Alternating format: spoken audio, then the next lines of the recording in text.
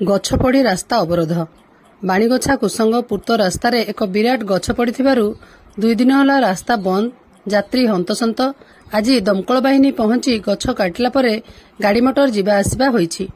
बौद्ध जिला Harbhanga block Khordha Balangir 57 number जातीय राजपथ को संजोग करुवा कुसंग ठारू बाणीगछा छक पर्यंत रास्तार गतकाली लगाण वर्षारे रामंडा ठारे एक बड़ तेंतुली गछ पड़िथिबारु आजकु 2 दिन होला रास्ताटी संपूर्ण ठप हो जाइछि, जहाँकि गोटे यात्रीवाही बस गंडेश्वर ठारू सकाळ 6टा ठारू बौद्ध अभिमुखे जाए, अन्यटी हरभंगा ठारू कंटिलो भापुर पर्यंत जाइथाए एवं अन्य एक बस आठमल्लिकरू भुवनेश्वर अभिमुखे जाइथाए।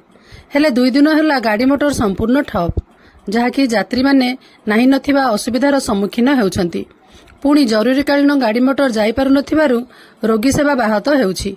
हेले दीर्घ 48 घंटा बीती जाइथिले सुद्धा शेष समय आज 4 छक दमकल बाहिनीर कर्मचारी पहुंची रास्तारू गछ काटिला परे जानवाहन जिबा आसिबारे स्वाभाविक देखा देइछि, जहाँकि सहर बजार रे गोटे घंटा गाड़ी बंद होई गले जनसाधारण हो हल्ला करी तुरंत रास्ता हटाइबा पई पदक्षेप नैथांती, किंतु जंगल दुर्गम अंचल को अणदेखा करुथिबारु जनसाधारण असंतोष देखा देउछि।